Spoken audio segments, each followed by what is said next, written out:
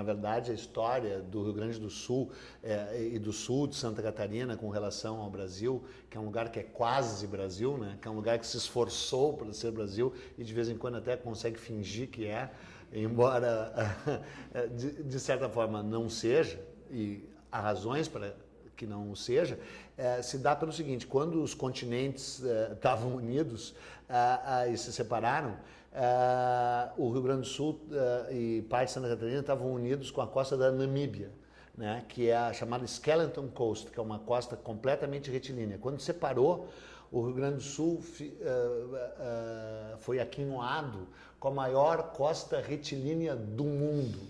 De Laguna, em Santa Catarina, a Punta del Este, no Uruguai, são 660 quilômetros, sem nenhuma praia, nenhuma reentrância, nenhuma baía, nenhum porto natural.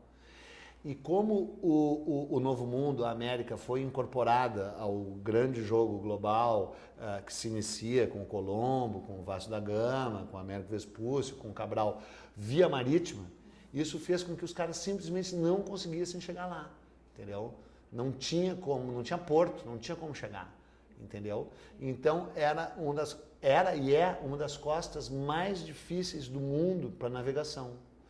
Então esse território ficou esquecido por muito tempo.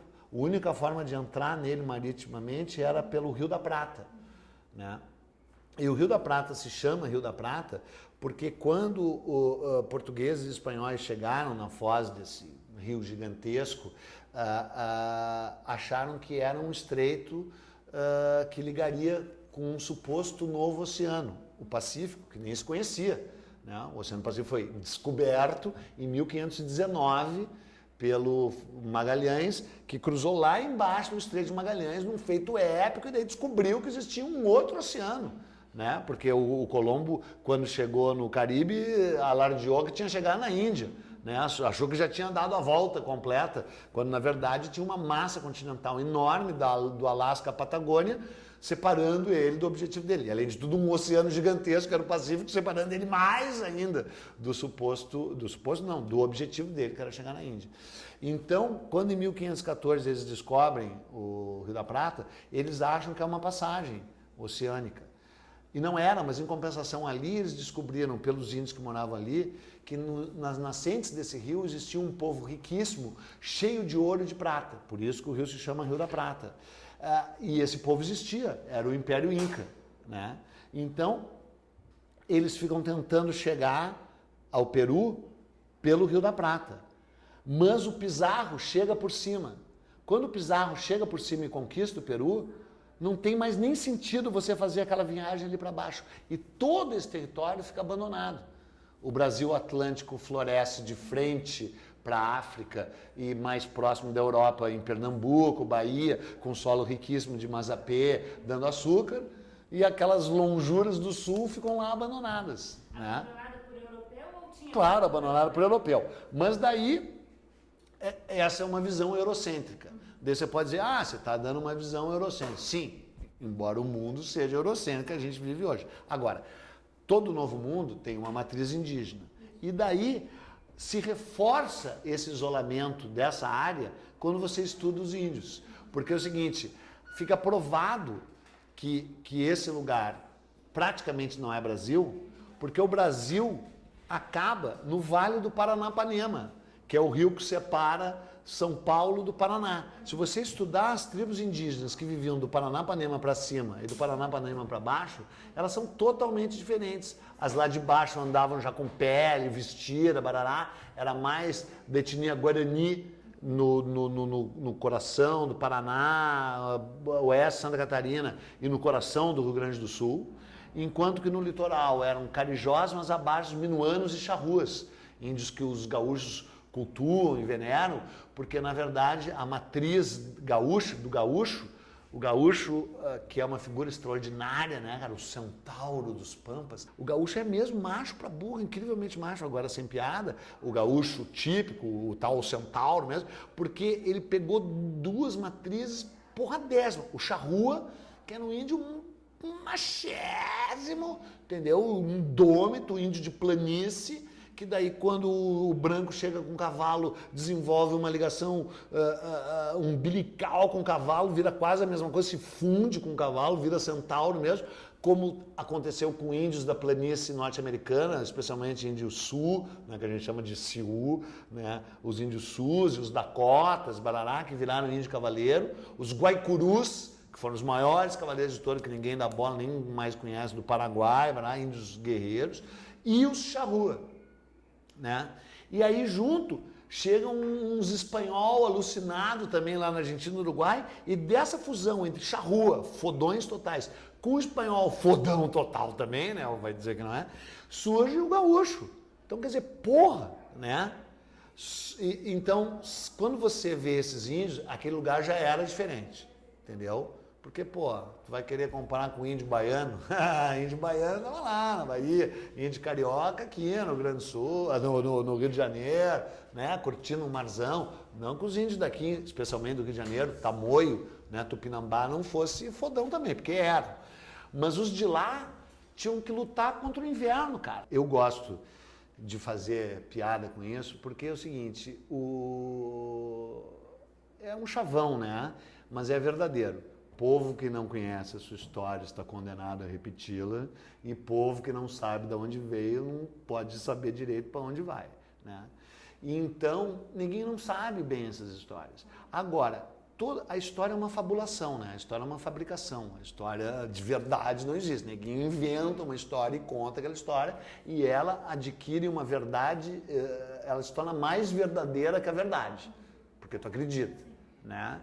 Claro que essa invenção, essa fabulação é baseada em fatos reais. Ninguém vai dizer que uma coisa, ela é baseada na interpretação de coisas que aconteceram. Então, no Rio Grande, no Brasil, poucos povos, digamos assim, ou poucas, sei lá, como é que nós vamos chamar povos, né? Gaúcho, catarinense, não sei o quê, tem uma ligação com a sua história tão forte quanto tem o gaúcho. Né? Só que eles acreditam numa história fabricada. Eles forjaram uma mítica do gaúcho e acreditam nesse gaúcho. Os gaúchos inventaram uma história para eles, né? O que é legal, é bonito. Os Estados Unidos inventou uma história para eles, acredita e ainda nos forçou a acreditar e ainda impôs a versão editada da história deles, né? Hollywood ajudou bastante, né? Com muita competência, inclusive, né? Os gaúchos acreditam na Revolução Farroupilha, acreditam na mística do gaúcho, professam, né, veneram, cultuam essa mística. E é legal. Só que é o seguinte, infelizmente as tuas ideias não correspondem aos fatos, né? Na verdade, os charrua e minuano, porque você sabe, o Brasil era basicamente ocupado por Tupi-Guarani, né, a costa, né? Claro, tinha G, né? Tinha outras tribos lá no centro-oeste brasileiro, na Amazônia, então tinha uma envenenada. Mas a nossa ligação, assim, é com o índio que estava na costa, o Tupi-Guarani, né? Que tinham migrado mais ou menos até Cananéia, no sul do Rio Grande do Sul, no sul do litoral de São Paulo. De Cananéia para baixo, no interior tinha Guarani, que é parente do Tupi-Guarani. Esses índios, como tinham muito mais, um contingente muito maior, foram muito mais estudados. Então você sabe que eles partiram da Amazônia, dos vales do Rio Madeira, perto de Madeira, Mamoré, uma grande migração religiosa em busca da tal terra sem mar, migrações históricas dos tupis guaranis, e ocuparam, conquistando, né? Porque tem a história, pô, e tudo índio é bom, né? Os índios são bacanas, tudo bem, não tem nada, pelo contrário, mas essa visão idealizada do bom selvagem, cara, os índios eram humanos, por serem humanos só faziam merda, que nem qualquer humano, né? O Pampa é esse lugar mitológico, extraordinário, esse lugar cantado pelo Borges, Luiz Borges como ninguém, pelo Bioy Casares, é o lugar de literatura clássica do Martim Fierro, dessa mística argentina e uruguaia, do gaúcho, é um lugar que existe, é um lugar mágico, não é um lugar com crepúsculos inacreditáveis, um mar de grama, né, que existia, flat, né, flatlands, grasslands, flatlands. Esse era o território por excelência, do charrua, e esse território chegava até o mar e daí era minuano. esses dois grupos eram chamados Guaicurus do Sul. Isso parece indicar que eles eram parentes dos Guarani, dos Guaicuru do Paraguai. O Paraguai era dos Guarani, mas era dos Guaicuru também, que não eram parentes, ao contrário, era Grêmio e aquela outra coisa. Não se davam. Né? Aí, por serem um contingente menor e por ter desaparecido, a origem deles é meio desconhecida, mas eles provavelmente vieram descendo do lado dos Andes, lá vieram do oeste e do oeste migraram para cá. Enquanto que os outros saíram da Amazônia, migraram um braço para cima, outro braço para baixo. E ali eles se encontram também, ainda tem essa, ali um choque de... Entendeu? Então ficou Guarani num canto, Tupi até aqui embaixo, e Charrua, Minuano, Iaro, Mebone, que eram outros grupos menores ainda, índio pampeano, índio indomável, índio nômade, que nunca foram domesticados. Tiveram que ser exterminados. Os estancieiros uruguaios e argentinos pagavam por culhão. Né? Tu tinha, em alguns lugares de boiola, tipo Nordeste, só tem viado, os caras pagavam por orelha. Orelha, porra, olha a graça. Lá eles pagavam por bola. Né? Tinha que cortar os culhão do cara. Matei um, matei dois, matei três, matei quatro. Né? Uma campanha de extermínio genocida deliberada, porque é o seguinte, os Estados Unidos tudo gostavam de carne, né? Meu chaleiro estava cheio de gado, lá os caras, opa, gado, pá. Eles inventaram o churrasco de chão.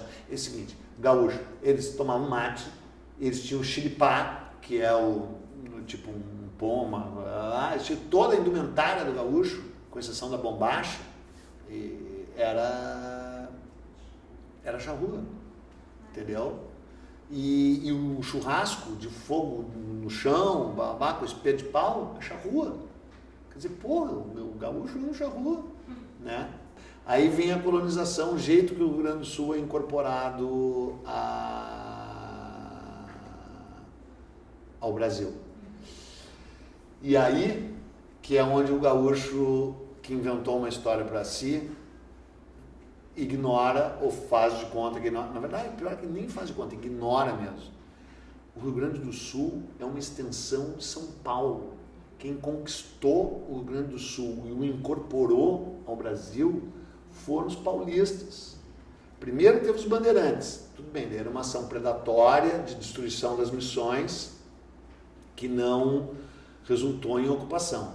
Mas pelas trilhas indígenas que tinham sido percorridas pelos bandeirantes para destruir as missões, começaram a vir tropeiros, tropas e tropeiros e criadores de gado, que saíram a pé de Sorocaba, onde era o caminho indígena, por cima do Planalto, Sorocaba, Paraná, Guarapuava, Lages, né, Curitiba, Lages, e daí de Lages descia a Serra, Caxias, Vacaria, tarará, descia a Serra. Depois teve uma outra vertente, que foi a vertente que eles criaram. Na verdade é o seguinte, se vocês quiserem fazer uma coisa decente, que não vão, porque não tem dinheiro, são chinenões, não sei o que, não vão poder ir, a história da ocupação branca do Rio Grande do Sul é fundamental e se inicia, essa ocupação por terra, que é de paulista, se inicia com a fundação da colônia do Sacramento no Uruguai. Porque tudo isso está ligado ao Tratado de Tordesilhas, entendeu? Quando os caras fizeram o Tratado de Tordesilhas, em 1494, todo mundo sabe que português é burro e otário, né? Os portugueses são idiota, não sabiam nada, um pouco que merda, que o Brasil foi colonizado por português, né? Esses portugueses burros, tão burro, que quando eles dividiram o mundo em dois, a parte do Brasil que eles pegaram era a única parte que interessava, na qual dava para navegar. Eles pegaram lá de cima, abaixo dos lençóis maranhenses, até Cananéia. De Cananéia para baixo, se estendia, logo depois, Laguna, a maior costa que tinha no mundo. Não dá para navegar, eu também não quero. Então, assim, eles são uns trouxas, uns otários, uns merda, que não conheciam nada, e 6 anos andando de perto do Brasil oficial, já sabiam que a única parte que interessava era a parte que eles pegaram para eles. Quer dizer, vai pra puta que te pariu com essa, né? Não, os portugueses, né? Português otário, Mané, né? Manuel, padaria, caralho, né? A partir de 1488 eles começaram a dar bicada aqui, depois que o Bartolomeu Dias dobra o cabo da Boa Esperança. O próprio Bartolomeu Dias, que depois veio ao Brasil com o Cabral em 1500. Né? O Bartolomeu Dias é o cara que vence o Adamastor, o gigante do Cabo da Boa Esperança, que eles muito propriamente batizaram de Cabo das Tormentas. Né? E aí o rei disse, esse nome não vai pegar, vamos mudar para Cabo da Boa Esperança. Claro, ele não tinha que passar lá, né? O rei que deu o nome. Só que daí cresceu o olho, né? Porque tinha o Rio da Prata lá embaixo, canal pro Paraguai e pro Peru, entendeu? Daí eles, né? Pista não tem ombro, né? Deram uma metidinha e já botaram até Laguna. Daí chegou em Laguna e eles... né, botaram até lá embaixo em Colônia. Aí os espanhóis, não. Aí, pô, eles criaram Colônia na frente de Buenos Aires. Porra, né? E aí os caras reagiram, né? E aí Colônia foi conquistada e retomada pelos portugueses. Conquistada pela força de armas 7 vezes pelos espanhóis e 8 vezes retomada pelos portugueses na mesa de negociações. Os portugueses nunca lutaram e foram massacrados quando os espanhóis invadiram, mas não tentaram invadir de novo. Eles retomavam negociando. Aí os espanhóis lá de baixo, em Buenos Aires, tomavam, agora vocês se desocupem quem voltou para Portugal. Mas como voltou para Portugal? E aí, na verdade, a história do Rio Grande do Sul está diretamente ligada à colônia do Sacramento. Eles fundaram Laguna para apoiar a colônia. Porque o único jeito de chegar na colônia era a pé, meu chapa. Então eles criaram Laguna e iam a pé de Laguna a colônia e de volta. Porque era um litoral de merda, mas pelo menos era fácil de caminhar. Né? Porque era Pelo tratado, tudo de Canané para baixo seria deles. Daí os portugueses já foram lá na Mão Grande e já donaram de Laguna. Daí tá, Laguna os portugueses entubaram. Tá bom, então de Laguna até a Laguna de vocês, mas de Laguna para baixo é nosso. Aí, essa terra de ninguém, que é outra coisa que tem que ser discutida. Assim, o Rio Grande do Sul surgiu como uma fronteira em armas, uma terra de ninguém. É melhor, por um lado, ser assim que nem vocês, maconheiro, carioca, não sabe merda nenhuma, do que tem... Essa parte é entre nós mesmo. Porque assim, tem um lado que é do caralho os gaúchos acreditarem na sua história. O gaúcho é um povo mais letrado, mais culto, mais... Por um lado é. E acredita na sua assim. Só que eu segui que os caras acreditam de uma mentira enorme. Entendeu? Tudo bem que foi favorável que eles criaram essa mentira pra eles e barará. Mas, pô, podiam pelo menos dizer, olha, eu acredito nisso porque eu quero, mas a verdade foi assim. Mas como que eles foram criando essa mentira? Por causa da... Como tudo, né? Por causa da mídia, por causa da literatura. Entendeu? O gaúcho, tal qual eles acreditam, é uma fabulação literária, é uma fabricação da literatura, que começa lá com Martim Fierro e que depois teve os escritores regionalistas gaúchos, todos baseados na Revolução Farroupilha, porque nós estamos falando de 1650, 1700, agora vai vir a conquista das missões, que era o que eu ia falar, das missões guaranis, parará, que é uma das maiores tragédias da humanidade, que ninguém, vocês devem ter visto o filme A Missão, é daquilo ali para cima, entendeu? Então, teve um lado que foi uma aculturação, foi uma lavagem cerebral, agora tem o outro lado, no qual funcionou. E funcionou muito. A erva mate que os padres desenvolveram é o skunk. Nunca mais ninguém conseguiu, se perdeu a forma com a destruição das missões. Então é o seguinte, até hoje esse otário aí que tá tomando esse chimarrão aí, ele tá tomando aquelas maconha que comprar Paraguai, com aquela, que ainda dá dor de cabeça com semente. E os padres tinham um skunk com 98% de teor de THC, que os caras tomavam e iluminava, tô te falando, estudei pra caralho, iluminava, e aí era muito, custava 6 vezes mais que as outras e todo mundo comprava. E aí quando os coronéis ervateiros da Argentina proibiram que essa erva fosse vendida em Buenos Aires,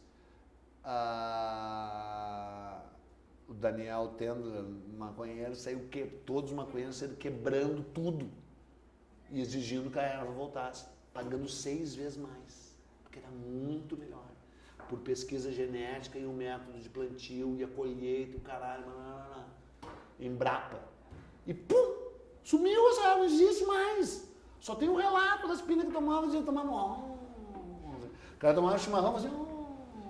Juro, não tô brincando. Sumiu. O gado, tudo era fuder. Agora, quer saber o outro lado? O outro lado é o seguinte, os Guarani andavam tudo vestido de soldadinho, tinha um exército, tinha os chinelão, trabalhando lá com aquelas roupinhas brancas, dormindo todo mundo com a mesma mulher, ainda por cima, com a mesma mulher, Daniel Tena. Isso é que precisa ficar registrado. O pobre índio tinha que ter só uma mulher. Que coisa horrorosa, que desgraça, que tragédia. E aí vai ver com os outros índios que eram... Porque, por exemplo, já ouviu falar no Sepete Araju, né? O índio que essa terra tem dono, é o cavalo louco, touro sentado, gaúcho. Ele andava vestidinho de alferes, que ele era alferes, tinha patente, liderava um grupo de Guarani vestido de soldadinho, para fazer sabe o quê? Exterminar a charrua. Porque tem índio bom e índio ruim, né? Pela ordem usada. Então, o Guarani era um índio bom. Missões é um nome que veio depois. Na época chamava reduções. E a origem da palavra reduções é reduzir a vida civilizada. Que quer dizer, reduzir, que tem a mesma ideia de conduzir, sabe? Então, é conduzir em direção à vida civilizada dentro de um perímetro restrito, porque senão o cara vira selvagem de novo. Então, chama reduzir, que quer dizer redução. E quem não era posto na redução era irredutível. Quem é irredutível são os gauleses irredutíveis. Não são os gauleses irredutíveis? Não chama gauleses irredutíveis? Porque, então, os charruas e os minores eram irredutíveis. Aí eles matam. Porque quando eles criaram as missões no oeste do Rio Grande do Sul, o objetivo deles era ter uma saída para o mar. Mas não tinha uma saída para o mar, porque não tinha porto. Aí os portugueses vieram ocuparam a saída para o mar. Mesmo não tendo porto, estava ocupado. Aí ficou um núcleo ali, uma merda ali que não tinha saída. Né? Ficou sem mar, né, meu chapa? Bolívia. Paraguai, Bolívia. Que, aliás, tudo a ver, né? Tem a ver. Porque eles estavam lá fazendo missões. As missões dos Chiquitos no Paraguai e as missões do Morrito, uma porra assim, na Bolívia. Os jesuítas. Né? E aí tinham essas aqui que eram as... Aí não tinha saída para o mar. Aí Portugal disse, nós temos que resolver essa questão de limites. Então vocês querem no sul para vocês? Queremos. Tá bom. Qual é o problema? O que está pegando no sul? A colônia Sacramento. Tá, então te dou essa porra já. E não se fala mais nisso. Aí os espanhóis, tá. Mas por quê? Porque os espanhóis já estavam de saco cheio dos jesuítas. Entendeu? Porque os jesuítas estavam quase criando uma coisa independente, autônoma. E os jesuítas não respondiam diretamente à Espanha, respondiam a Roma, ao Vaticano. Daí os caras, bom, vamos ter que fuder com alguém. Vamos fuder com o índio, né? Com o largo. Vamos fuder com os jesuítas também. Aí, pum. Aí os dois exércitos se uniram e atacaram as missões e destruíram as missões. Destruíram. É a tal guerra guaranítica. Que é uma guerra horrorosa, genocida, uma merda gigante. E aí o tal Sepete Araju, que matava índio, foi lutar contra os brancos. Aí, arrancado o cavalo dele, bota o pé num buraco, tropeça, cai, vem um cara e mata ele a 1 minuto do primeiro dele. Tá, daí com a consolidação das missões, entendeu? Quando as missões passam a fazer parte do Rio Grande do Sul, o litoral já está ocupado. Daí chegam os açorianos, né, para ocupar Santa Catarina, ocupam Santa Catarina, que é um estado de grande influência portuguesa no litoral, né, e os açorianos fundam Porto Alegre, né, e aí em 1827, 28 chegam os alemães, aí como se não bastasse. E eles vêm por, desculpa, minha ignorância, eles vêm por quê, os alemães? Eles vêm porque, primeiro que a Alemanha não era unificada, né, era uma confusão, e o Dom Pedro I casou com a Dona Leopoldina, que era austríaca e alemã. Daí eles concluíram assim que, porra, índio é foda, né, índio morre. Pô, a gente bota os índios a trabalhar, os caras morrem. Claro que entendeu? É o estereótipo, mas no fundo é mais ou menos assim. Pá, índio, porque além de tudo é o seguinte, outra ignorância das pessoas, os caras botavam os índios para fazer trabalho agrícola. E índio, na divisão de trabalho das tribos indígenas, quem fazia o trabalho agrícola era mulher, porra. Então daí tu botava um índio para fazer trabalho, o cara podia morrer mesmo, era uma merda. E não sabia, nunca tinham tido esse tipo de trabalho. Aí, porra, e o índio tem essa coisa da liberdade, caralho, entendeu? Aí negro, sim, era acostumado ao trabalho agrícola, ao trabalho coletivo e tinha uma força de trabalho enorme. Mas, pô, mas era negro, né? Atrapalhava, escravo, cara, pô, não vou fazer um país só com negro, né? Os caras na corte pensando. Então é o seguinte, vamos abrancanhar aqui. Fora que começou um movimento abolicionista no mundo inteiro, blá, blá, blá. Os caras, pô, tem que dar uma branqueada, né? E o que o Império Português sempre negou aos seus súditos brasileiros, que era terra, para os alemães deram, né? Ah, terra para os alemães.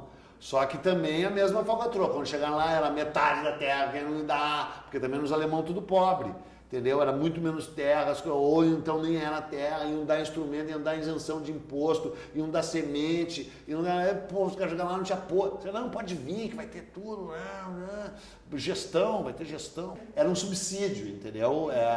Entre a coroa portuguesa brasileira, não, já o Império Brasileiro, o Brasil já é independente, fazendo uma série de articulações políticas na Europa, querendo ter a sua independência reconhecida. O Dom Pedro casou com a Leopoldina, Austria, foi lá, fez uns acordos na cor, nós demos um dinheirinho aqui, X, o Brasil pagou.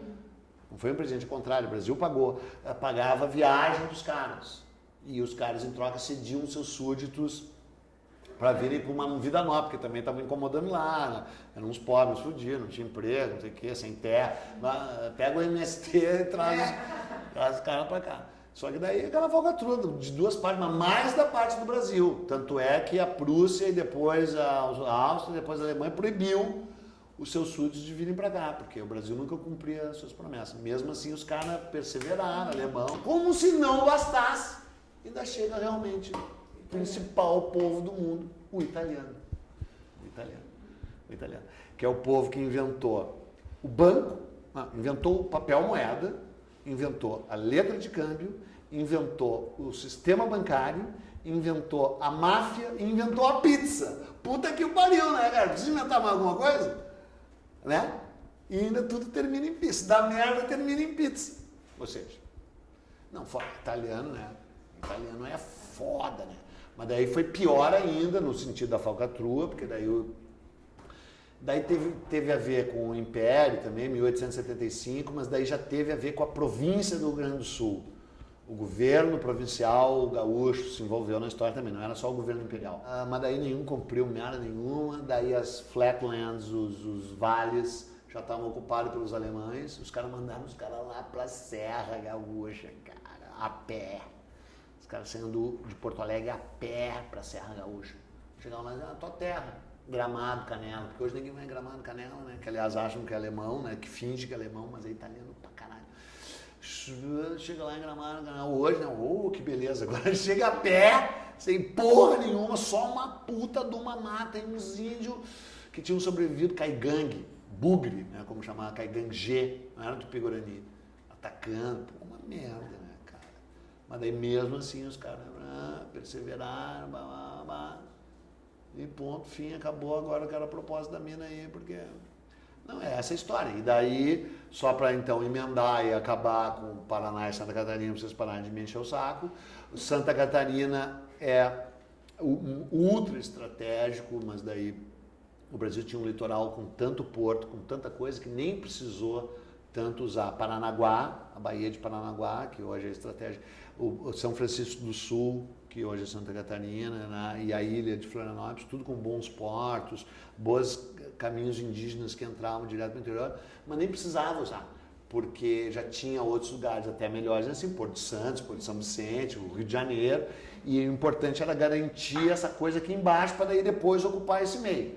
Mas daí depois, quando garantiram aqui embaixo, demoraram um tempão para ocupar o meio aqui. Mas daí ocuparam com os açorianos a coisa litorânea, deixaram os açorianos abandonados lá, fudidos, mas ocuparam. Isso, mais Santa Catarina, né? O Paraná sempre um apêndice de São Paulo, direto, tanto é que a coisa da identidade cultural, histórica do Paraná é difusa, né? O Paraná, ainda mais que o litoral é desse tamanhozinho, depois que ele alarga para lá, né? Essa parte toda eram as missões do Guairá, que são missões anteriores, porque eu não vou ficar explicando tudo para vocês também, porque vocês não leem merda nenhuma, como eu li o Brasil uma história, mas é que as missões tiveram duas fases, né? As missões se iniciaram antes, em 1500 e coisas, e foram destruídas pelos bandeirantes paulistas em 1640. E renasceram do nada, das cinzas, em 1680, até serem destruídas em 1750. Então são duas fases muito diferentes das missões, as duas fulgurantes, e as duas com um fim trágico. E ninguém nem sabe nada, mistura uma com a outra, os bandeirantes, né? Mas o fato é que o Guairá era incrível, o oeste paranaense, todo ocupado pelas missões, mas é do lado de São Paulo. Daí Raposo Tavares, Fernão Dias, essas pintas assim, mas passaram por cima, escravizaram assim 100 mil índios, levavam os índios tudo amarradinho pelo pescoço de lá até São Paulo, morreu tudo escravo, acabou. Daí depois renasceu, mas não no Paraná, renasceu no Paraguai e no Rio Grande do Sul, entendeu? Então o Paraná ficou despovoado ali, aquele oeste, que tinha sido muita gente. Então aquela área e o oeste catarinense acabaram ocupados por quê? Gaúcho, né? Porque gaúcho, como é paulista, você não lincharam, né? Tem uma coisa assim, pô, de conquista, né? Pô, cara, tem gaúcho, onde é que tem? Né? Altamira, caralho, né? Que é um... Tudo lá, né? Tá tudo lá. E quem é que abre fronteira nesse Brasil? Fronteira agrícola? Gaúcho, né, meu chapa? Churrascaria do gaúcho, né? O presidente da CONTAG é gaúcho. Só que se tu disser que eles são paulistas, eles te matam, eles me matam. Entendeu? Mas é isso. E é o espírito deles, desses paulistas bandeirantes, sertanistas. Entendeu? E aí eles, ocuparam o oeste catarinense, que, porra, pelo amor de Deus, é gaúcho total, e ocuparam o oeste paranaense, o sul do Mato Grosso, foram subindo lá na puta que pariu hoje. E aí depois chegou, para encerrar mesmo, depois só falo com dinheiro,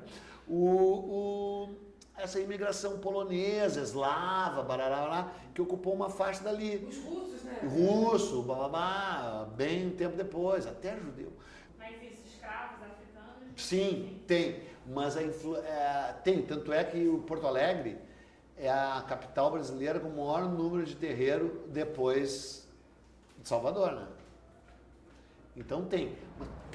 Mas tu não vê muito, né? Na rua, na coisa assim, entendeu? Porque é o seguinte, eles morriam também. E o escravo era mandado para lá como castigo, por causa do inverno, entendeu? Porque, pô, tu é escravo, já é uma merda. Mandei, pô, tu é escravo na Bahia. Sol, parece a África, maconha. Pô, aí tu é escravo no Rio Grande do Sul, tá ruim, né? Teve menos a mistura nas pessoas Claro, mesmo, né? claro, não teve muito menos mistura.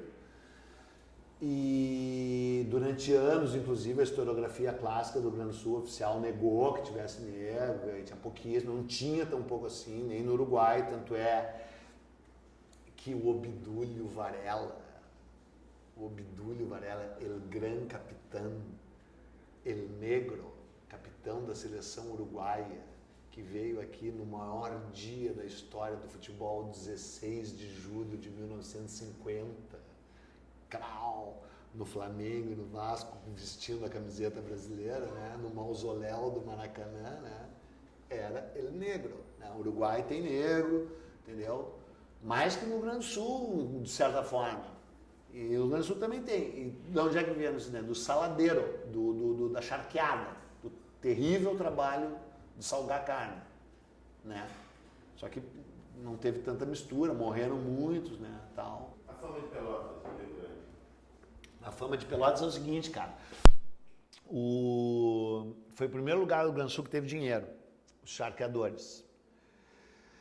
Porque eles fizeram as charqueadas em Pelotas porque precisava saída para o mar. A saída para o mar era Rio Grande, que é do lado de Pelotas. Então eles atravessavam a Lagoa dos Patos, num bracinho da Lagoa dos Patos, chegavam no Rio Grande exportava o charque. Foram os primeiros ricos gaúchos, mas eram uns ricos grossos pra caralho, né? Porque, sabe, essa história aí de gaúcho gay, caralho, tem mais que espalhar gaúcho gay mesmo, de tão macho que os caras são, cara, tô falando sério.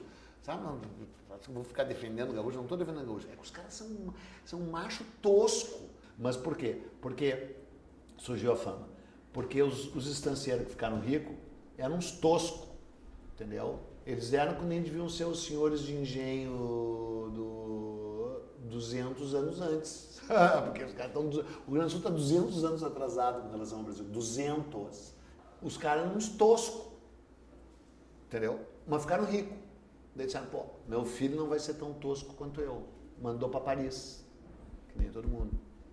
Os filhos foram para Paris, voltaram de Paris, queriam comer com garfo e faca. Ah, não! E usar guardanapo. Ah, não! Entendeu? Porque os caras comiam só com faca. Só com faca e com a mão. Né? Pá, faca e mão, faca e mão. Aí o filho volta de Paris com umas rendinhas e ainda comendo garfinho e faca. O primeiro cara que chamou o primeiro pelotense de gay foi o pai que chamou o filho de gay. É a minha tese. E ainda por cima. Ah, guardanapo, meu chapa. E aí o pai coçava as bolas, o cara, não, pai, não coça as bolas antes com a mesma mão e vai comer. Ah! Verdade. Verdade verdadeira. Pode. Pode. Pode. É a defesa do pelotense, porra. É bem isso. Ou se não é isso, pelo menos está bem contado.